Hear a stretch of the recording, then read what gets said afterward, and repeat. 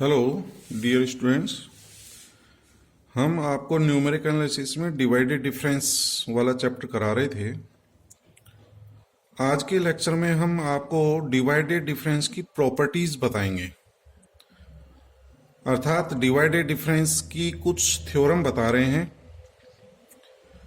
तो उसमें से फर्स्ट थ्योरम ये है या फर्स्ट प्रॉपर्टी ये है, किसी विभाजित अंतर का मान उनके चरों के क्रम से स्वतंत्र होता है।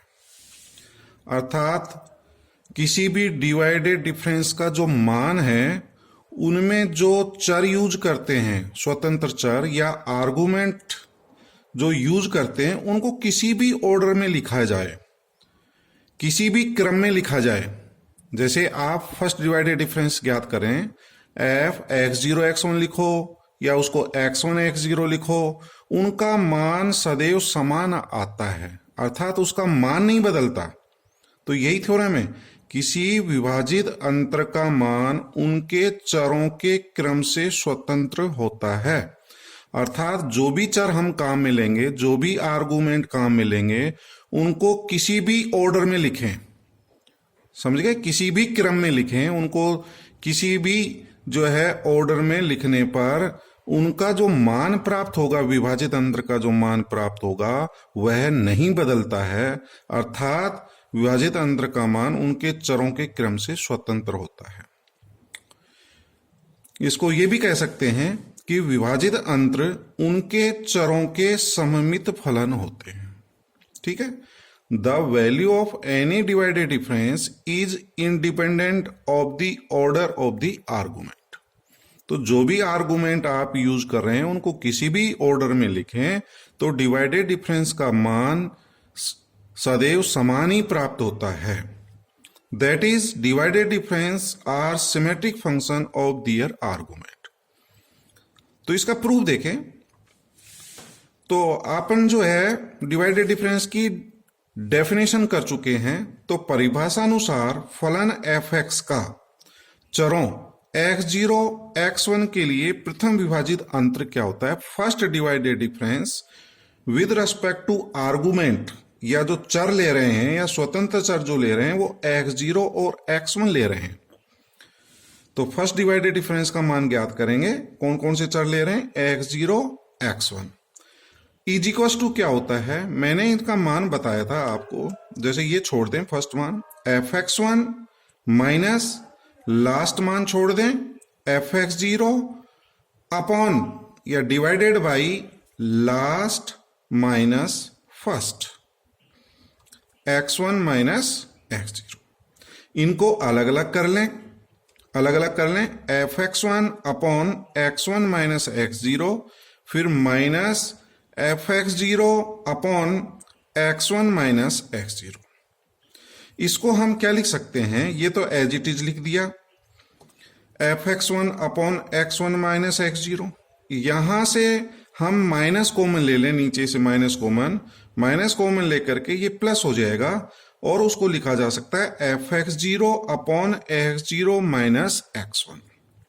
ठीक है, तो इसका मान ये प्राप्त हो गया, फर्स्ट डिवाइडेड डिफरेंस का मान with respect to argument x0 x1 is equal to fx0 upon x0 minus x1 plus fx1 upon x1 minus x0।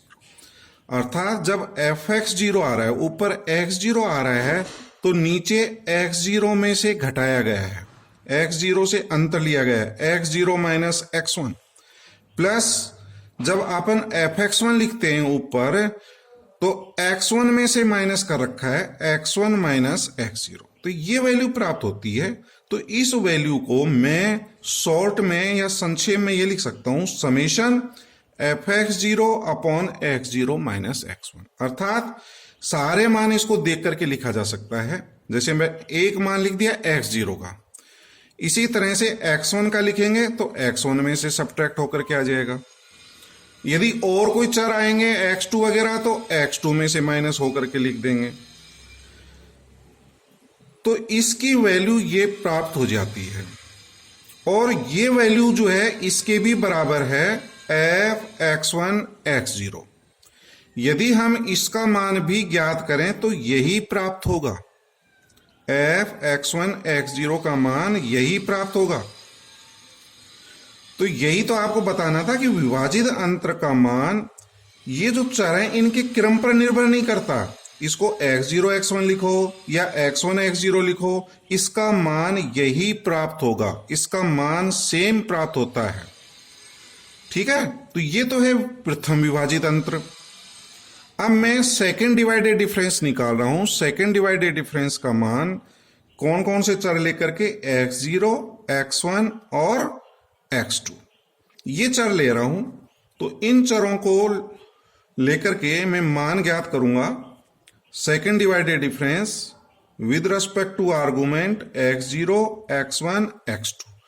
तो by definition of divided difference मैं इसको लिख सकता हूं, जैसे फर्स्ट चर छोड़ दूं, ये फर्स्ट वाला आर्गुमेंट छोड़ दूं, f x1 x2, फिर डिफरेंस माइनस लास्ट वाला छोड़ दें, f x0 x1 upon last minus first x2 minus x0।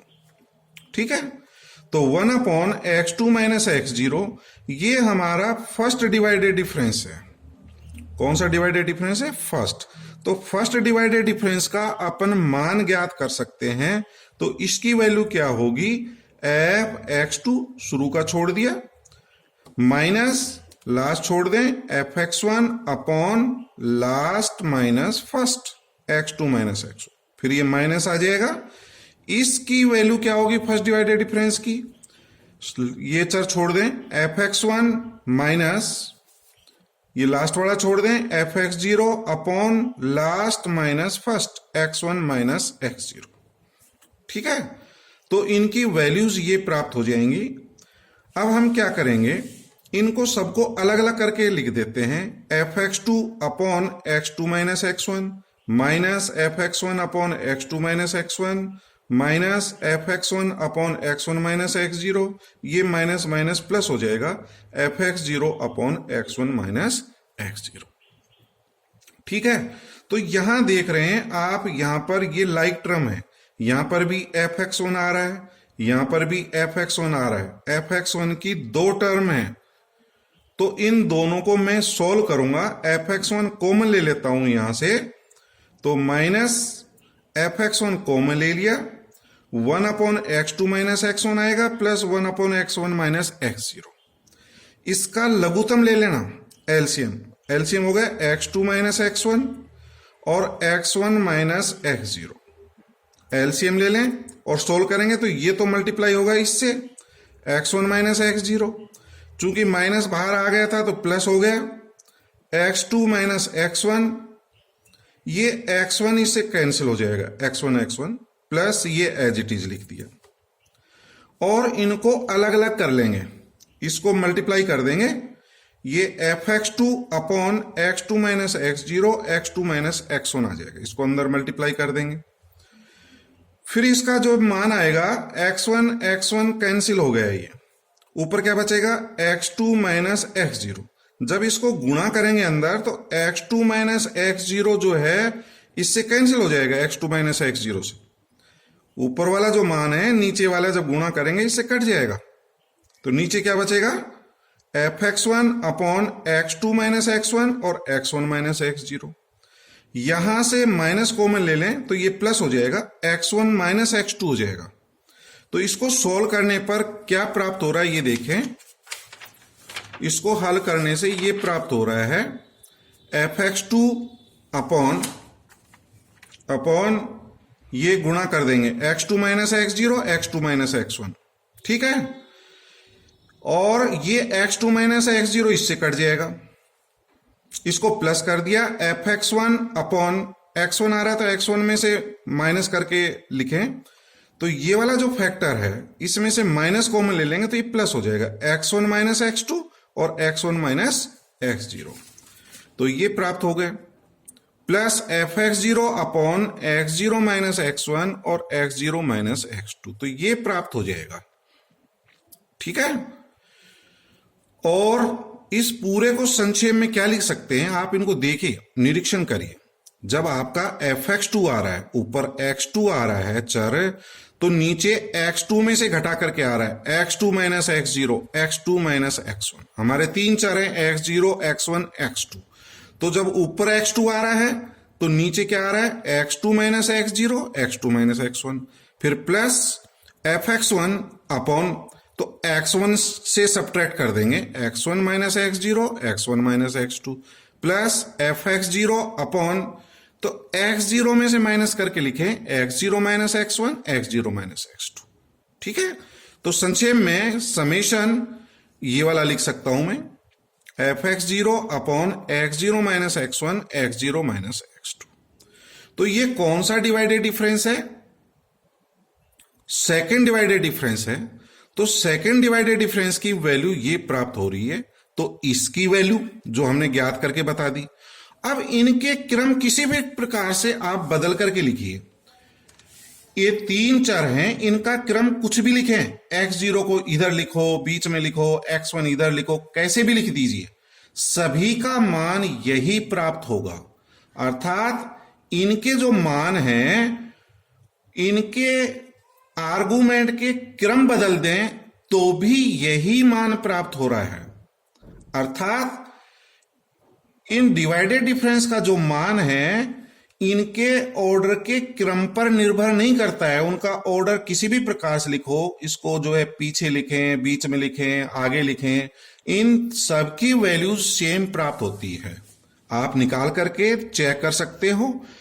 तो f x0, x1, x2 की वैल्यू, f मैंने जो है x0 को लास्ट में लिख दिया, x1, x2 की वैल्यू, x1 को मैंने लास्ट में लिख दिया, इसकी वैल्यू, इन सब की वैल्यू यही प्राप्त होगी।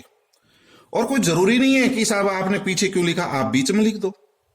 यदि मैं इसकी वैल्यू ज्ञात करूं, for example f x1, x0, x2, तो मैंने x0 को जो है बीच में लिख दिया, तो भी इसकी वैल्यू ज्ञात करता हूं इसी प्रकार से जैसे ऊपर यदि ज्ञात किया है, उसी मेथड से यदि ज्ञात करें, x1 को छोड़ दें तो ये हमारा आ जाएगा f x0 x2 minus last का छोड़ दें f x1 x0 upon last minus first.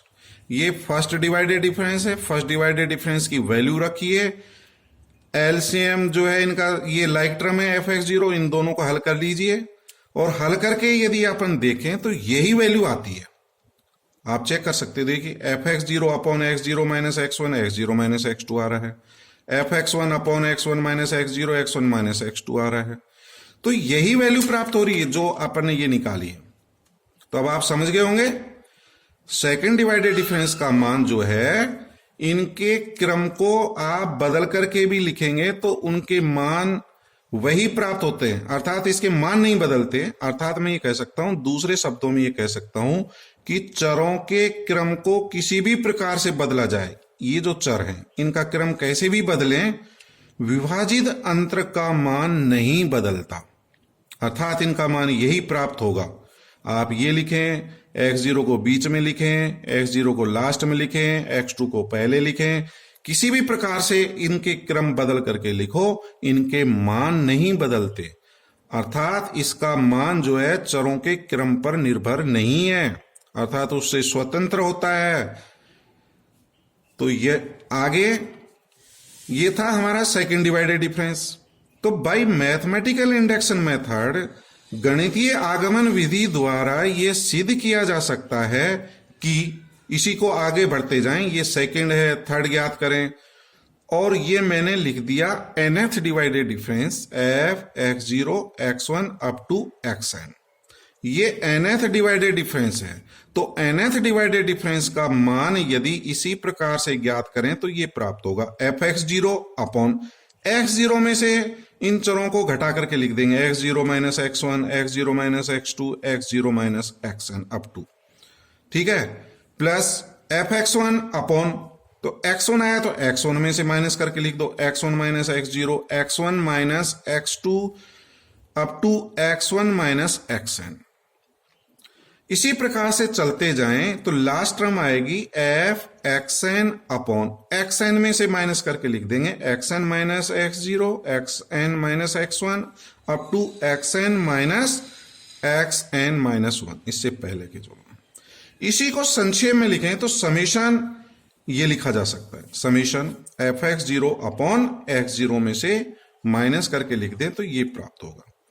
तो इस तरह से आप देख रहे हैं कि यदि इस nth डिवाइडेड डिफरेंस का मान हम ज्ञात करते हैं तो ये प्राप्त होता है। इनके चरों का क्रम बदल दें, एक्स जीरो को कहीं भी लिख दो, आप बीच में लिख दो या लास्ट में लिख दिया, मैंने लास्ट में लिखा है।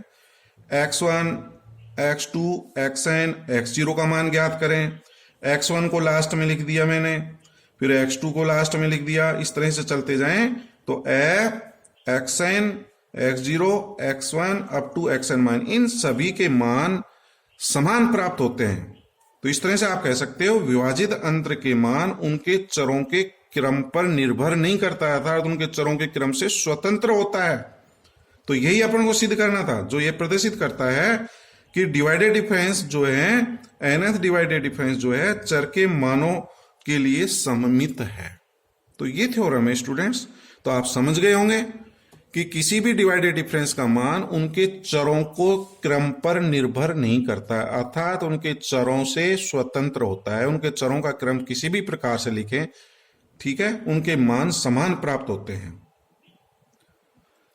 इसके बाद दूसरी थ्योरम है, वो हम कल के लेक्चर में बताएंगे, और वो थ्योरम है किसी भी n घात के बहुपद का विभाजित अंतर ज्ञात करें, nवां विभाजित अंतर ज्ञात करें तो वह अचर होता है। क्या थ्योरम बताई मैंने? यदि कोई बहुपद n घात का है तो उसका nवां विभाजित अंतर अचर होता है।